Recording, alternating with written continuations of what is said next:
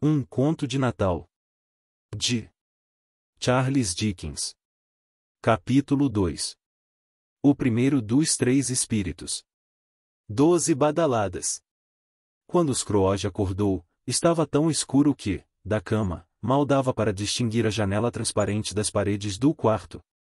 Estava tentando penetrar a escuridão com seus olhos de fuinha, quando o sino de uma igreja próxima começou a bater.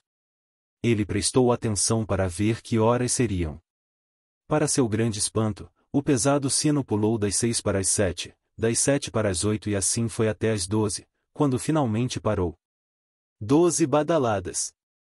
No entanto, já passava das 2 quando ele tinha ido se deitar. O relógio devia estar errado. Poderia ter caído gelo entre suas engrenagens. Ele deu corda no seu próprio relógio, para que ele corrigisse o erro do outro. Seu pequenino pulsar bateu rapidamente até as 12 e depois parou. Impossível! Disse Scrooge. Não posso ter dormido o dia inteiro e metade da noite seguinte. É possível que tenha acontecido algo com o sol e que já seja meio-dia. Como a ideia era muito absurda, Scrooge arrastou-se da cama e foi, às apalpadelas, até a janela. Antes de poder enxergar qualquer coisa, foi obrigado a raspar a geada do vidro com a manga da roupa e, mesmo assim, não adiantou muito. Só conseguiu ver que ainda havia muita neblina e que estava muito frio.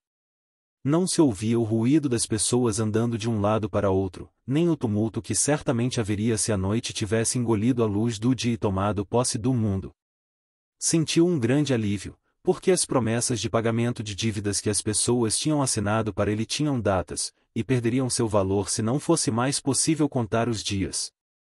Scrooge voltou para a cama e pensou durante um longo tempo, sem encontrar uma explicação. Quanto mais pensava, mais confuso ficava.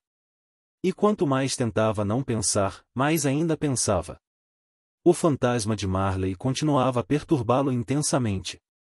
Cada vez que, depois de muito pensar, dizia a si mesmo que tinha sonhado, sua mente dava um pulo, como uma grande mola comprimida que salta e retorna à posição inicial, e lhe trazia o mesmo problema: foi um sonho ou não?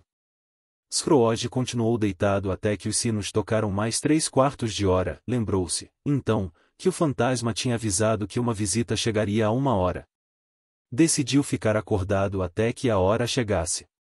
E já que a esta altura seria tão difícil alcançar o sono quanto o paraíso, talvez essa tenha sido mesmo a sua melhor decisão. Os últimos 15 minutos foram tão longos que mais de uma vez ele chegou a pensar que havia cochilado, sem ouvir a batida do relógio. Mas, finalmente, as badaladas soaram nitidamente. Din! Dom! 00:15 e contou Scrooge. Din! Dom! 30 e disse Scrooge. Din! Dom! 15 para 1. Din! Dom! Pronto! Exclamou, em triunfo. A hora chegou, e nada aconteceu. Falou cedo demais, pois a badalada que marcava a hora ainda não havia soado. Justo neste instante, soou uma profunda, sombria, surda e melancólica batida. Em seguida, uma luz forte iluminou o quarto, e as cortinas da cama foram puxadas. As cortinas de sua cama foram puxadas, posso lhes garantir, por uma mão. Não as que estavam aos seus pés, nem às suas costas, mas aquelas para as quais seu rosto estava virado. Scrooge, erguendo-se abruptamente, viu-se cara a cara com o visitante do outro mundo, tão perto dele quanto estou, em espírito, sobre o ombro de vocês, neste momento. Era uma figura estranha, parecia uma criança. Não era tão parecido com uma criança, parecia mais um velho visto através de alguma lente sobrenatural, como se ele tivesse sido afastado da lente até ficar do tamanho de uma criança. Os cabelos brancos, que desciam até os ombros, denunciavam a sua idade, embora não tivesse uma ruga sequer na pele macia e delicada. Os braços eram longos e musculosos, assim como as mãos, que pareciam ter uma força extraordinária. As pernas e pés, muito delicados, estavam nus como os braços. Usava uma túnica branquíssima e um reluzente cinto, que brilhava muito. Segurava na mão um ramo verde fresco de azevinho, e sua roupa, em estranha contradição com aquele símbolo do inverno, estava enfeitada com flores de verão. O mais estranho de tudo era que, do alto da sua cabeça, surgia um raio claro e brilhante de luz, que o tornava visível. Era por isso, sem dúvida alguma, que ele usava como gorro, em suas aparições mais obscuras, um grande apagador de lampiões que, nesse momento, segurava debaixo do braço. Entretanto, não era esta qualidade a que mais impressionava Scrooge. Assim como seu cinto faiscava e cintilava, ora aqui, ora ali, e o que era luz antes, no instante seguinte era escuridão, também a sua figura flutuava em uma contínua indefinição, ora era um ser com apenas um braço, ora com uma única perna, ora com 20 pernas, ora um par de pernas sem cabeça, ora uma cabeça sem corpo. E cada parte que se dissolvia na densa escuridão não deixava vestígios. De repente, ele voltava a ser o mesmo, mais definido e claro do que antes. É você o espírito que me foi anunciado? Perguntou Scrooge. Sim, sou eu. A voz era suave e gentil. Estranhamente baixa, como se, em vez de estar ao seu lado, o espírito estivesse muito longe. Quem, ou o que, é você? Sou o fantasma dos natais passados. Natais muito antigos? Perguntou Scrooge, reparando na sua pequena altura. Não, de todos os seus natais. Scrooge não saberia dizer exatamente o porquê, mas sentiu uma curiosidade irresistível de ver o espírito com o gorro na cabeça. Pediu, então, à criatura, que o pusesse. Como? Exclamou o fantasma. Deseja apagar tão cedo, com suas mãos terrenas, a luz que irradio? Não lhe basta ser um daqueles que fabricaram com suas paixões este chapéu, obrigando-me a enterrá-lo até os olhos por toda a eternidade? Scrooge declarou respeitosamente não ter tido intenção de ofendê-lo, bem como não ter consciência de que, em momento algum da sua vida, tivesse encapuzado a cabeça do espírito. Depois, criou coragem e perguntou o que ele buscava ali. Busco o seu bem, respondeu o fantasma. Scrooge agradeceu lisonjeado, mas não pôde deixar de pensar que uma noite bem dormida teria sido muito mais eficaz, neste caso. O espírito deve ter escutado seus pensamentos, pois disse logo em seguida. Ou melhor, a sua salvação. Portanto, atenção! O espírito estendeu sua mão forte, agarrou o braço de Scrooge, com gentileza, e disse. Levante-se e venha comigo. Seria inútil para ele dizer que o tempo e a hora não eram muito próprios para passeios a pé, nem que a cama estava quente e o termômetro estava muitos graus abaixo de zero, que estava usando roupas leves, chinelos, camisolão e touca de dormir, ou, ainda, que acordara resfriado. O aperto daquela mão, embora gentil como de uma mão feminina, era irresistível. Levantou-se, mas quando percebeu que o fantasma o arrastava até a janela, agarrou suas roupas e implorou. Sou um mortal e posso cair. Basta que eu toque aí, disse o espírito, tocando seu coração, e você se elevará bem acima disso. Enquanto dizia estas palavras, atravessou com ele a parede, e chegaram em uma estrada em meio ao campo. A cidade tinha desaparecido sem deixar qualquer vestígio. Com ela desapareceram, também, a escuridão e a neblina, e ficou um claro dia de inverno, com a neve cobrindo o campo. Santo Deus! Cresci neste lugar.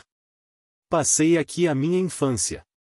Exclamou Scrooge, juntando as mãos ao olhar ao redor. O espírito olhou para ele com ternura. O velho ainda sentia seu toque delicado, embora leve e instantâneo. Ele percebeu 1000 odores que flutuavam no ar, cada um ligado a 1000 pensamentos, esperanças, alegrias e afetos esquecidos havia muito, muito tempo. Seus lábios estão tremendo, disse o fantasma. E o que é isso em seu rosto? Scrooge murmurou, com um tom diferente de voz, que era uma espinha, e implorou ao fantasma que o levasse logo aonde pretendia. Você lembra o caminho? Perguntou o espírito. Se lembro. Eu poderia andar por aqui de olhos vendados, exclamou Scrooge, exultante. Estranho que o tenha esquecido por tantos anos. Observou o fantasma. Vamos em frente. Enquanto caminhavam pela estrada, Scrooge ia reconhecendo cada portão, cada poste e cada árvore, até que viram uma cidadezinha ao longe, com sua ponte, sua igreja e seu rio sinuoso. Alguns pôneis de crinas compridas vinham trotando na direção deles, montados por garotos que falavam aos gritos com outros garotos, que estavam em charretes e carroças guiadas por camponeses. Todos estavam tão animados, e o campo aberto ficou tão repleto desta agradável música, que a própria atmosfera cristalina e fria pareceu rir alegremente com eles. São apenas sombras de coisas que não existem mais, explicou o fantasma. Elas não percebem a nossa presença. Os alegres viajantes se aproximaram. Scrooge os reconheceu um por um, chamando-os pelo nome.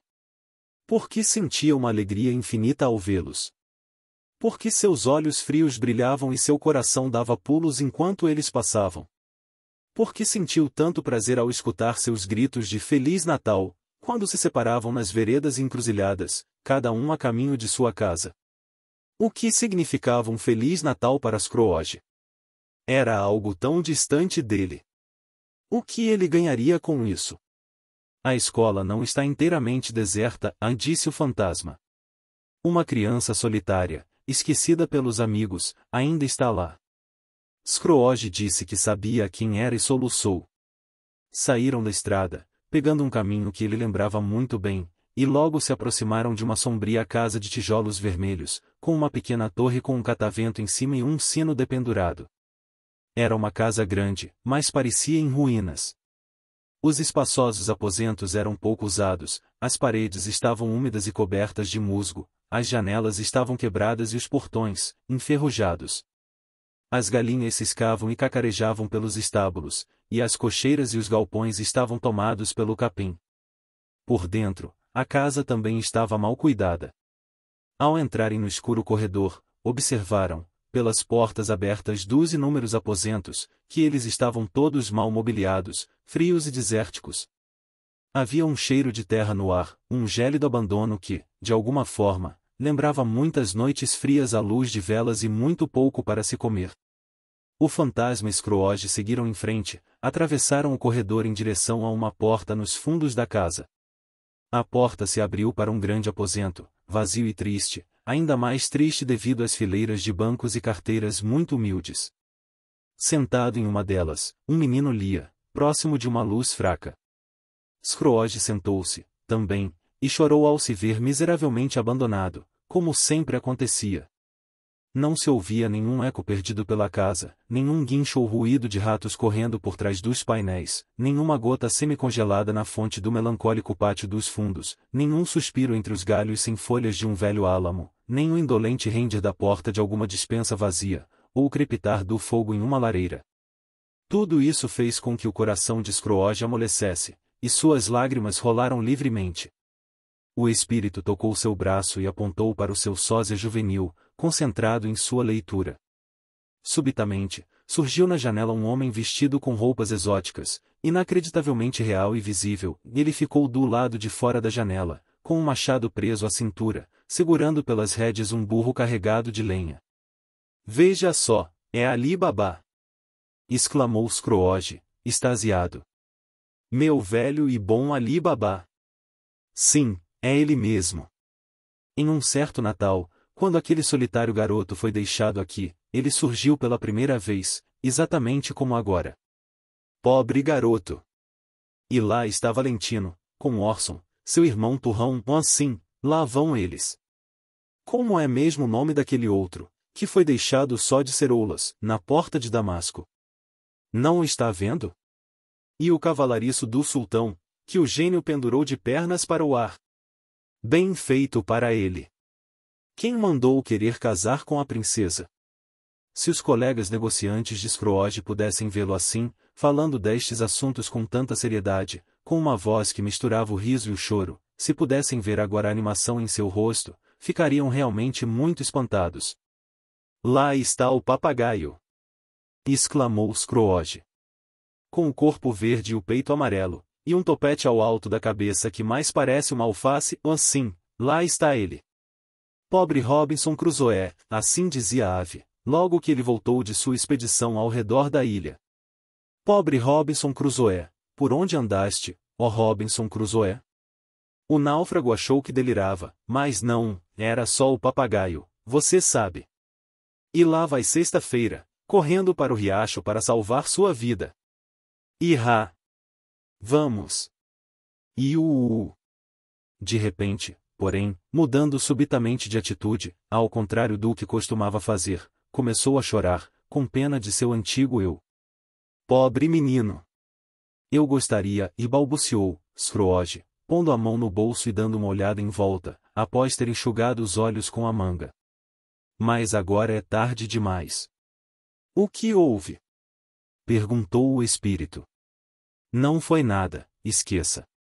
É que ontem à noite um garoto veio cantar uma canção de Natal na minha porta. Eu gostaria de ter dado alguma coisa a ele, é só isso, disse Scrooge. O fantasma sorriu pensativamente e disse, fazendo um gesto com a mão. Quem sabe, no próximo Natal. O garoto Scrooge foi crescendo, enquanto a sala se tornava mais suja e escura. Os painéis das paredes empenaram, a pintura das janelas descascou, pedaços de reboco desprenderam-se do teto, deixando à mostra as ripas nuas. Mas como tudo isso aconteceu, nem Scrooge nem nós saberíamos dizer. Ele só sabia que tudo havia acontecido exatamente assim, que lá estava ele novamente sozinho, enquanto os outros tinham ido festejar o Natal em suas casas. Agora ele não lia, mas andava, desconsoladamente, de um lado para o outro. Scrooge olhou para o fantasma e, balançando a cabeça com um ar pesaroso, virou-se com ansiedade para a porta. Ela se abriu e uma menininha muito mais jovem que ele entrou correndo, jogou os braços ao redor de seu pescoço e encheu-o de beijos. Meu querido irmão! Vim buscá-lo para irmos juntos para casa. Disse a menina, batendo palmas e abrindo um largo sorriso. Já para casa! Já para casa! Já para casa! Para casa, Fanny? Perguntou o menino. Claro! Disse a menina, radiante de alegria. Lá ficaremos, felizes para sempre. Papai anda tão dócil, nem parece o mesmo. Nossa casa, agora, parece o paraíso. Falou comigo com tanta bondade, na hora de dormir, que eu criei coragem e perguntei se você já podia voltar para casa. Ele disse que sim, que achava bom, e que viesse buscar você de carruagem. Logo você será um homem, disse a menina, arregalando os olhos, e nunca mais vai precisar voltar para cá. Mas, agora, vamos passar o Natal juntos, em casa. Será a coisa mais divertida do mundo. Você está quase uma mocinha, Fanny. Exclamou o garoto. Ela riu e bateu palmas novamente, tentando tocar a sua cabeça. Mas era tão pequena que não alcançava, o que a fazia rir ainda mais, colocando-se na ponta dos pés para abraçá-lo. Feliz, ele deixou que ela o levasse até a porta. Uma voz terrível ecoou no vestíbulo. Tragam já as bagagens do Sr. Scrooge. O diretor da escola apareceu em pessoa, olhando o jovem Scrooge com uma condescendência feroz, deixando-o atordoado com seu aperto de mão.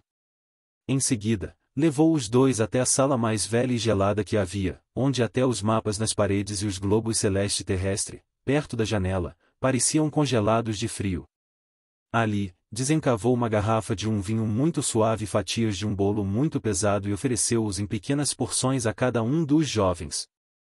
Ao mesmo tempo, mandou que uma empregada franzina oferecesse um copo de qualquer coisa ao cocheiro, que agradeceu muito, dizendo que preferia não tomar nada. A essa altura, o baú do jovem Scrooge já tinha sido amarrado no alto da carruagem, e as crianças se despediram do diretor com imenso prazer. Subiram no veículo e passaram alegremente pelo jardim, as rodas esmagando com força a neve e o gelo, que salpicavam de branco as folhas escuras dos arbustos. Ela sempre foi uma criatura tão delicada que bastava uma brisa para derrubá-la, disse o fantasma. Mas tinha um grande coração. Sem dúvida! Exclamou Scrooge. Por Deus, você está certo, não vou negar.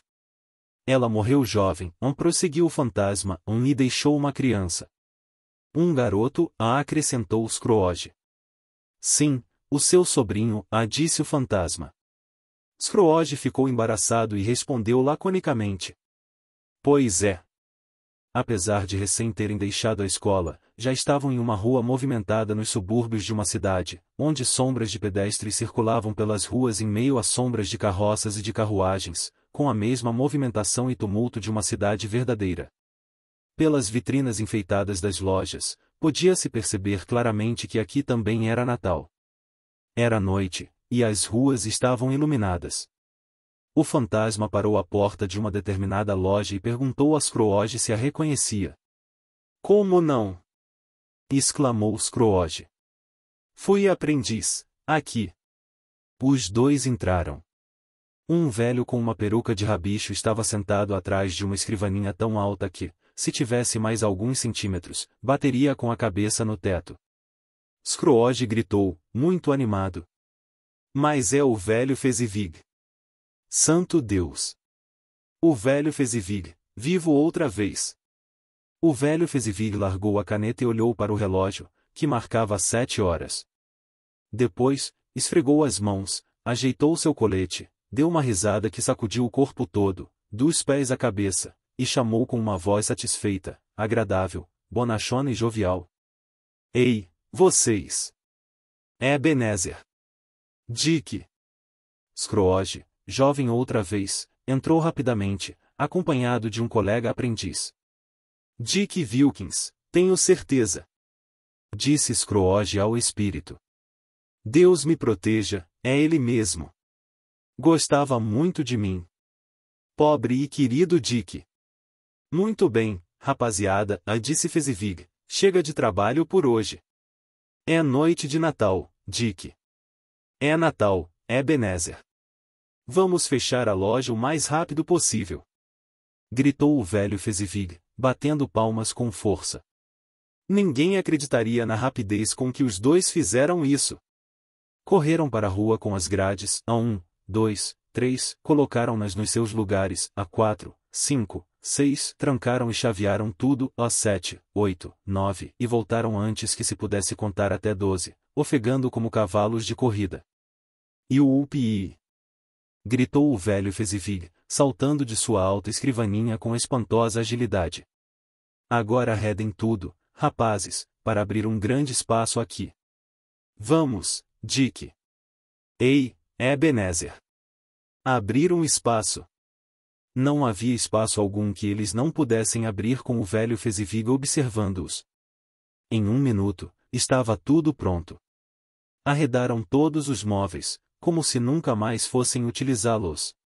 Varreram e lavaram o chão, dependuraram as luzes, amontoaram a lenha sobre a lareira e, em um piscar de olhos, a loja virou um agradável, quente e radiante salão de baile, tudo o que se poderia desejar em uma noite de inverno. Logo em seguida, chegou um violinista, com suas partituras, instalou-se na imensa escrivaninha, como se estivesse no comando de uma grande orquestra, e começou a afinar o instrumento, que ressoava como o ronco de 50 estômagos reunidos. Neste instante, a senhora Fezziwig entrou com seu sorriso farto. Entraram, também, as 3 senhoritas Fezziwig, simpáticas e radiantes. Logo atrás, entraram seus 6 jovens admiradores, cujos corações elas partiam. Chegaram todos os empregados da casa, homens e mulheres. Chegou a criada, com o primo padeiro, a cozinheira, com o amigo íntimo de seu irmão, o leiteiro, o rapaz que trabalhava do outro lado da rua, cujo patrão, diziam, o deixava passar fome, ele tentava esconder-se atrás de uma mocinha que trabalhava 2 casas adiante e que costumava levar puxões de orelha da sua patroa. Assim chegaram todos, um após o outro, alguns tímidos, outros impertinentes, alguns bem-educados, outros desajeitados, alguns puxando, outros empurrando, enfim, chegaram todos, de todos os modos. Ali estavam 20 casais dançando de mãos dadas, abrindo e fechando a roda de um lado ao outro do salão, abaixando-se no centro e levantando-se de novo, sempre rodopiando e improvisando novos e calorosos arranjos. O casal da ponta, entretanto, acabava sempre aparecendo no lugar errado, e aquele que lhe seguia repetia os mesmos erros, até que ninguém mais se entendia. Diante disso, o velho Fezziwig bateu palmas para que a dança parasse, gritando, e muito bem. Muito bem. Enquanto isso, o violinista aproveitou para afundar o rosto afogueado em uma caneca de cerveja destinada exatamente a este fim. Mas logo retomou sua tarefa, embora não houvesse mais dançarinos, como se o outro músico, exausto, tivesse sido levado para casa em uma maca e ele fosse um músico novo em folha, decidido a vencer o anterior ou morrer na tentativa. Houve mais danças, mais brincadeiras, mais danças de novo, mais bolo, mais um grande pedaço de assado frio, mais uma porção de cozido frio, mais um pastelão de carne e cerveja à vontade. O momento mais importante da noite foi quando, depois do assado e do cozido, o violinista, que era um artista danado de bom, acreditem, daqueles que conhecem seu trabalho melhor do que ninguém, começou a tocar Sir Roger de Coverley. Então, o velho Fezivig levantou-se para ir dançar com a senhora Fezivig. Eles eram o casal principal e dançavam tão bem que lideraram a dança, e foram seguidos por 24 pares de dançarinos, gente que não estava para brincadeira, gente que tinha ido lá para dançar, e não para pular. Mas mesmo que houvesse o dobro de pares, ou 4 vezes mais, ainda assim o velho Fezivig ganharia deles todos. Quanto à sua esposa, era digna de ser seu par, em todos os sentidos. E se esse não é um elogio suficiente, me digam um melhor, e eu o utilizarei. Parecia que jorrava luz dos pés dos Fezivig, e eles brilhavam por todo o salão, feito 2 luas, ninguém era capaz de prever quando ou onde eles iriam surgir.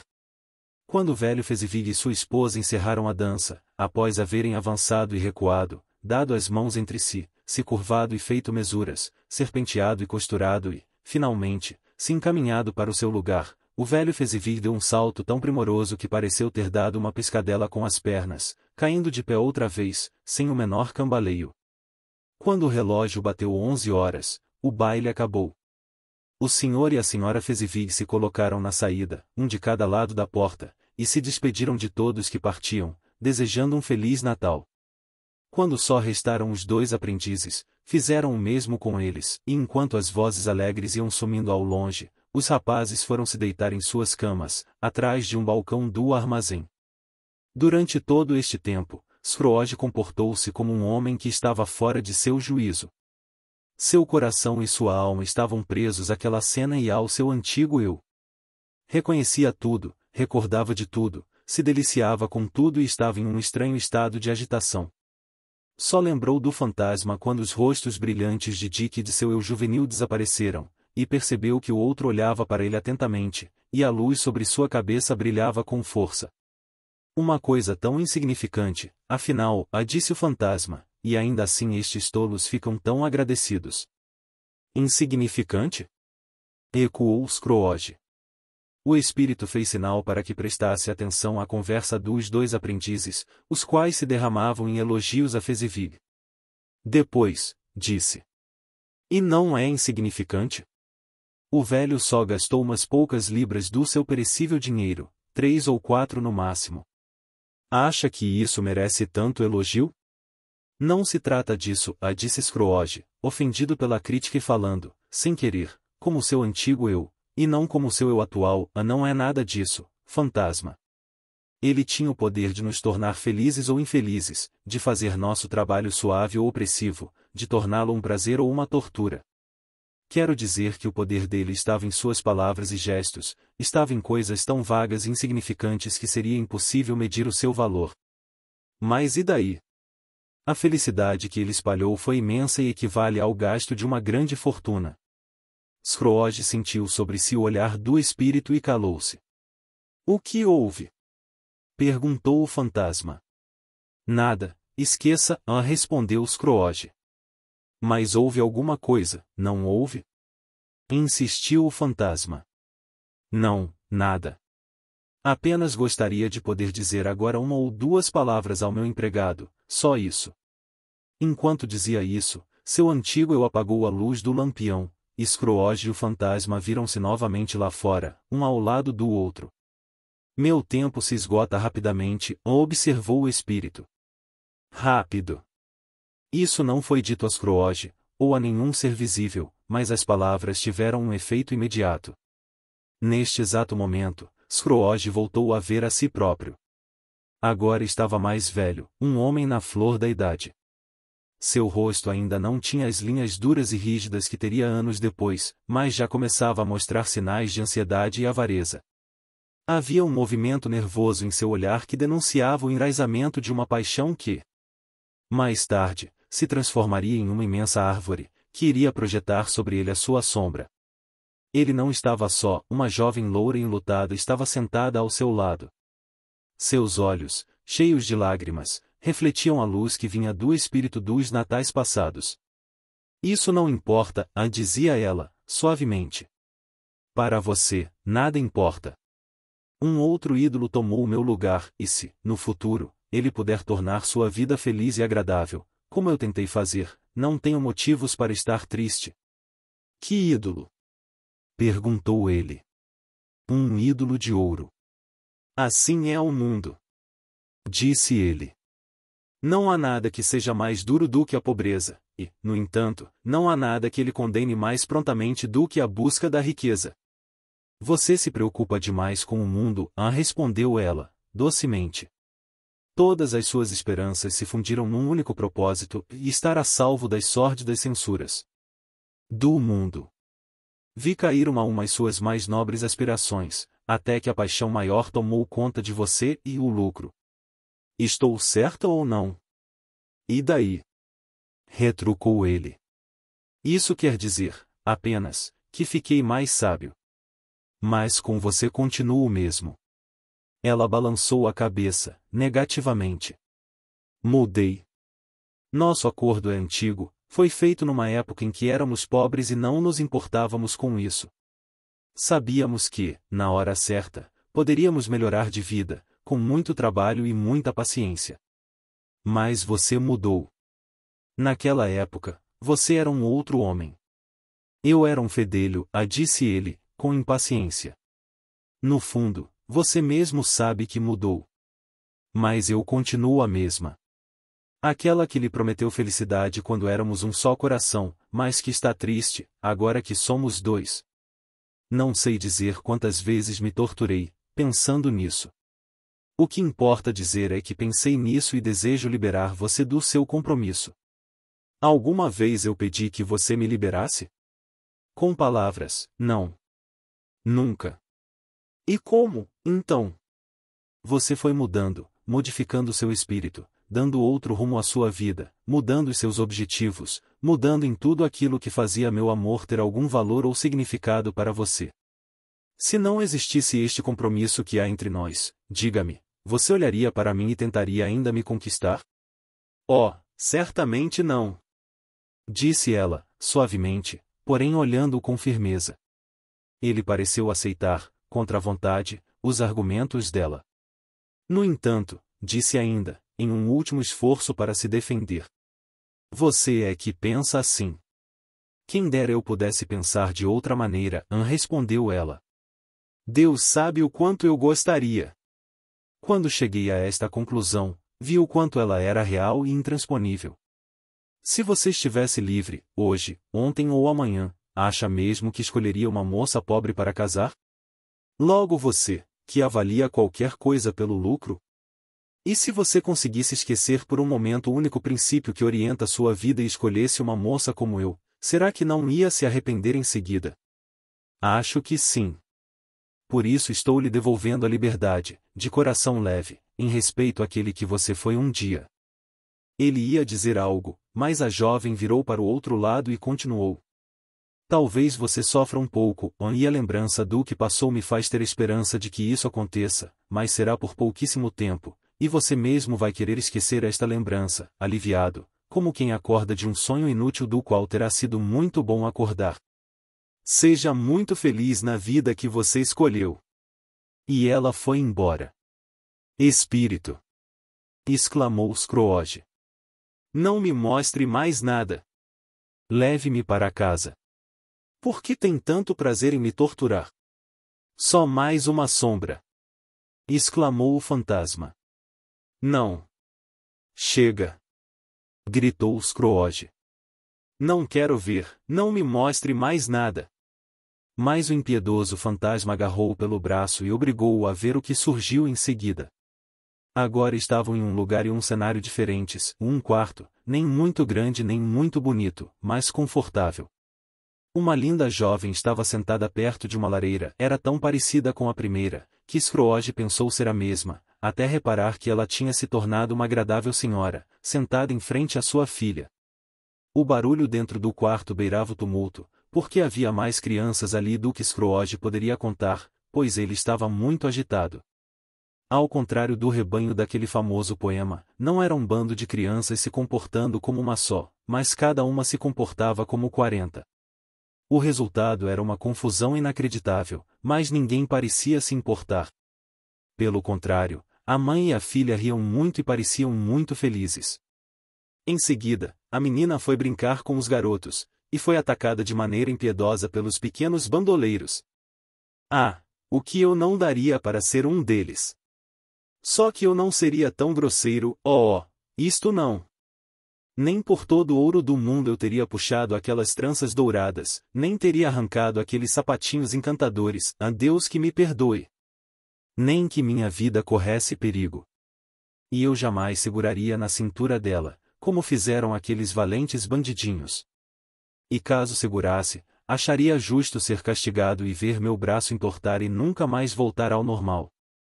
Em compensação, eu teria adorado tocar os lábios dela e fazer perguntas para vê-la abri-los, e olhar por cima das pestanas abaixadas, sem jamais fazê-la corar, e soltar seus cabelos e pegar um pedacinho como se fosse um tesouro muito valioso. Em resumo, eu teria gostado muito de ter a espontaneidade de uma criança e ao mesmo tempo ser adulto para saber o valor daquilo tudo. Nesse momento, alguém bateu na porta. Isso provocou uma correria e a menina do rosto sorridente e vestido amarrotado foi carregada no centro de um grupo excitado e barulhento, bem a tempo de abraçar o pai, que voltava para casa acompanhado de um carregador que o ajudava a trazer os brinquedos e presentes de Natal. E os gritos e empurrões, e o ataque ao carregador indefeso. Eles subiram em cadeiras para escalar o homem, enfiaram as mãos em seus bolsos, pegaram os pacotes de papel pardo, puxaram a sua gravata, penduraram-se em seu pescoço, deram socos nas suas costas e chutaram suas canelas, em uma incontrolável demonstração de afeto. E os gritos de surpresa e alegria a cada vez que abriam um pacote. E quando alguém disse que o bebê tinha colocado a frigideira da boneca na boca, e que provavelmente tinha engolido um peru de gesso que estava colado em um pratinho de madeira. Foi um alívio descobrir que era um alarme falso. Que alegria, que gratidão, que prazer! Não dava para descrever. Basta dizer que, pouco a pouco, as crianças e suas emoções foram saindo da sala, subindo os degraus, um de cada vez, até o último andar, onde deitaram em suas camas e dormiram.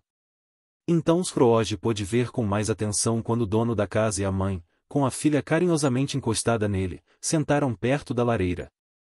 E quando Scrooge imaginou que uma criatura assim tão graciosa poderia tê-lo chamado de pai e ser a primavera no inverno triste de sua vida, sentiu os olhos encherem de lágrimas. Belle, hoje à tarde vi um velho amigo seu, disse o marido, sorrindo para a mulher. Quem era? Adivinhe. Como posso saber? Disse ela, rindo com ele. Espere aí. Era o Sr. Scrooge? Exatamente. Passei em frente à janela de seu escritório e, como ainda não estava fechado e havia uma vela acesa, não pude deixar de entrar. Ouvi dizer que o sócio dele está morrendo. E Scrooge estava lá, sozinho. Completamente sozinho no mundo, acho. Espírito! Pediu Scrooge, com a voz cansada. Tire-me já daqui. Eu lhe avisei que eram somente sombras de coisas que aconteceram, disse o fantasma. Elas são o que são, não é minha culpa. Tire-me já daqui! Exclamou Scrooge. Não suporto mais isso. Olhou para o fantasma e, ao ver que o rosto dele agora reunia, de uma forma estranha, partes de todos os rostos que ele tinha visto, atracou-se com ele. Deixe-me em paz. Leve-me daqui. Pare de me atormentar. Durante a luta, se é que se podia chamar aquilo de luta, porque o fantasma não fazia nenhuma resistência, pois não sentia nenhum golpe do seu adversário, Scrooge percebeu que a luz do fantasma estava cada vez mais forte e brilhante. Então, achando que esta luz tinha algo a ver com o poder que o espírito tinha sobre ele, agarrou o capuz apagador e enterrou-o na cabeça do fantasma. O espírito desapareceu debaixo do capuz, mas, por mais que Scrooge usasse toda a sua força, não conseguiu apagar a luz, que jorrava pelo chão sem parar. Scrooge começou a se sentir exausto, tomado por uma sonolência irresistível, e, sabendo que estava em seu próprio quarto, deu ainda um último aperto no capuz e depois deixou a mão relaxar. Mal teve tempo de cambalear para a cama antes de cair em um sono profundo.